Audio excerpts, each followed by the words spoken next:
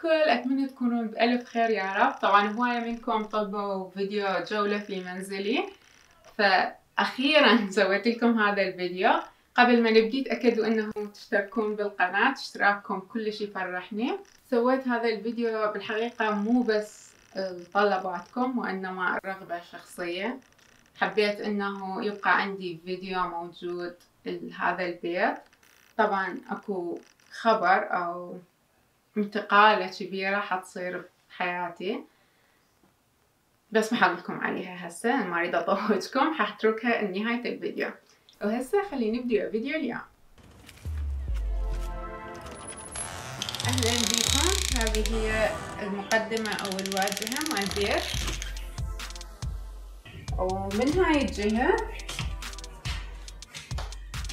تكون غرفة الضيوف. طبعا هنا هسه هي فارغة واني تشوفوا بالكاميرا.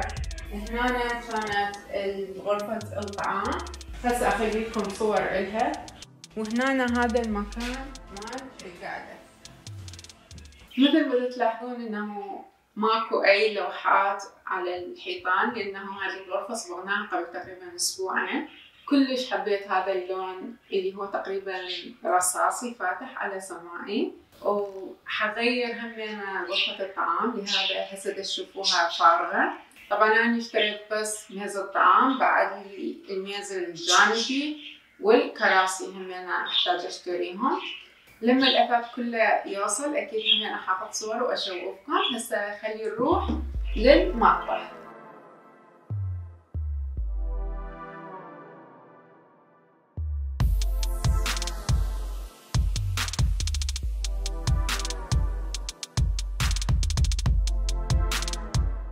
طبعا المطبخ اكيد شايفين هواية فيديوهاتي، يعني هو كلش بسيط. التغيير الوحيد اللي سويناه انه كان اكو ميز بالنص، وهذا يعني شلناه وخلينا انه يكون مفتوح المطبخ على الصالة.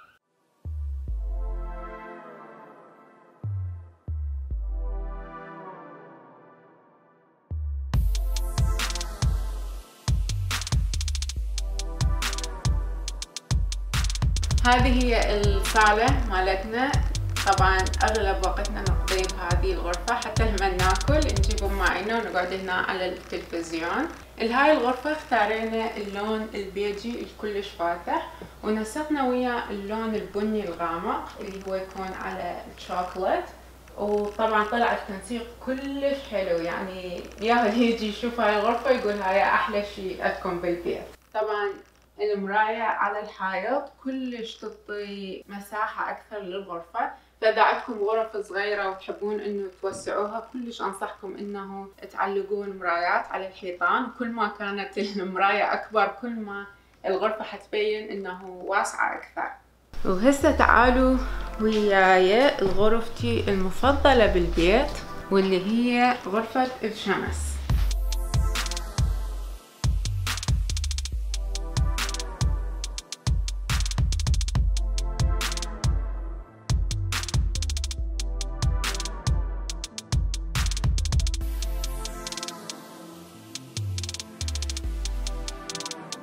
هذه الغرفة الناس عادة تخلي بيها ميز الطعام، بس احنا كلش نحب نقعد الصبح هنا على ضوء الشمس. ومثل ما تشوفون الخلفية مننا من الشبابيك كلش حلوة على المي، فلهذا قررنا انه نسويها مثل القعدة الصغيرة. مثل ما تشوفون هنا نباتاتي بكل مكان، لانه يعني اكو هواية شمس يدخل لهاي الغرفة، فهي افضل مكان انه ازرع بيها واخلي بيها النباتات. طبعا النباتات شي كلش مهم بالبيت لانه تنقي الهواء، وخصوصا هسه احنا بوقتنا التلوث كلش عالي. الغرفة هنا تطل على الحديقة الخلفية. طبعا هسه الجو بارد ما نقدر نطلع برا، بس عندي فيديوهات من الصيف السابق حشوفكم اياها.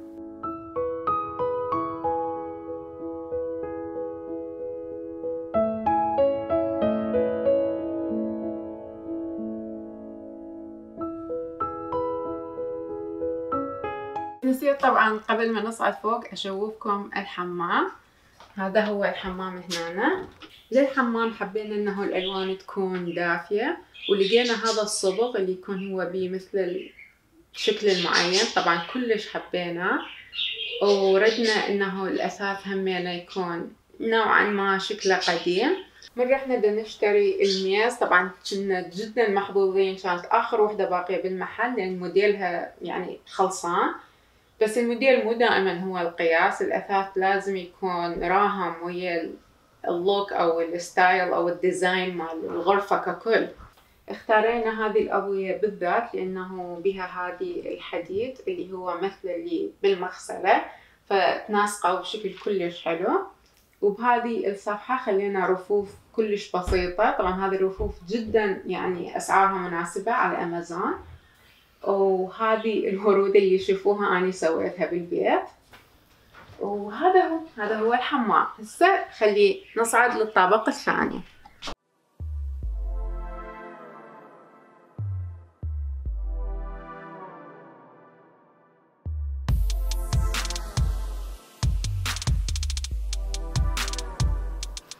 هذه هي غرفتي اللي أكيدكم شايفيها بالفيديوهات.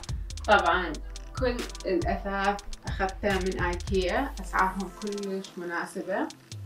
وهذه الغرفة كان لونها أورنج أو برتقالي، صبغتها أبيض. مرة ثانية تعرفوني كلش أحب اللون الأبيض. نرجع للغرفة. طبعا ما بيها فد شي يعني مميز. هنا أنا خليت كل الأحذية لأنه تعرفون أخذكم هنا تموت على الفاشن والملابس والأحذية والجنط وكل هاي السوالف. هنا هذا المنزل الميك اب مالتي. أني بيا شي كلش يمكن يختلف عن بقية البنات، إنه ما أحب أشتري ميك اب هواية لأنه المكياج يخرب، فأشتري بس اللي أستخدمه، ولما يخلص أشتري واحد جديد واحد جديد وهكذا. يعني دائما أبدل، بس ما أبقي كمية كبيرة أبدا، يعني أشتري بس على قد اللي أحتاجه. هنا هذه النبتة مالتي. طبعا لازم بكل غرفة أخلي نبتة لأن مرة ثانية هذا الشيء ينقي الهواء. هذا الميز أسميه DIY مالتي. كل الأشياء هنا أنا اللي سويتها. كلش أحب هذا الميز، ونفس الشيء ويا هذه الصور اللي على الحائط. هذا الميز هنا أخلي عليه الإكسسوارات اللي ألبسها. طبعا هذا ما يجي ربع من الكمية اللي عندي، بس هذه هن القطع اللي دائما ألبسهم، لهذا بقيتهم على الميز. وهذا هو حمامي. هذا هو حمام الولد، احنا نسميه حمام علي والياس. ما سوينا بيه شيء يعني كبير، مجرد صبغناه. هذه اللوحة هنا. طبعا هذا بوستر مفضل مال علي، ما أعرف شنو الفكرة منه بس هو يحبه. هذه هي غرفة الضيوف، لمن يجي أحد من أصدقائنا أو ماما وبابا يقعد بيها. وإذا أحد منكم يحب يزورني بيوم من الأيام طبعا حستضيفكم هنا. أتمنى إنه تعجبكم هذه الغرفة. هسه وصلنا لغرفة الياس. هلا الياس.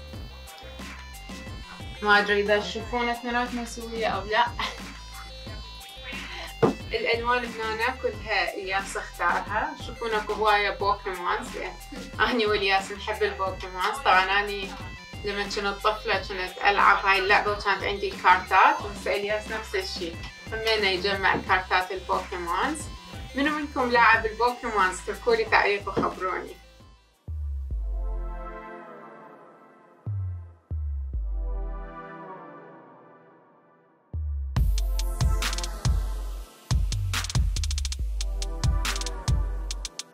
هذه هي غرفة النوم. طبعا أقول لكم شغلة تضحك، مثل ما شفتوا عندنا 4 غرف بهذا البيت أو 5، بس بالليل كلنا ننام هنا. الياس يوميا ينام ويانا، احنا كلش نحب هذا الشيء. يعني دائما أقول للعلي هسه هو يكبر وبعد ما نقدر نسوي هذا الشيء. المهم خلي أحكي لكم على الأثاث هنا. هذا الأثاث اشتريناه طبعا من تزوجنا.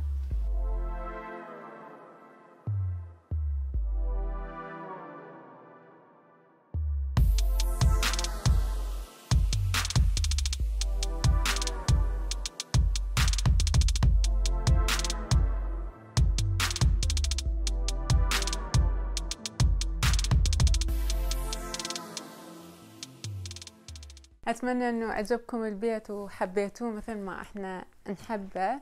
طبعا هذا البيت كلش عزيز على قلوبنا، يعني أول بيت اشتريناه أنا وعلي، بس مع الأسف عن قريب لازم ننتقل من هذا البيت. يعني شيء مو سهل علي أبدا، يعني أنا هذا البيت أتمنى أعيش فيه طول عمري. أشياء بالحياة مهمة ولازم نختار. أكيد انتوا هسه تسألون يعني ليش لازم ننتقل. السبب هو بالحقيقة على مود مستقبل إلياس.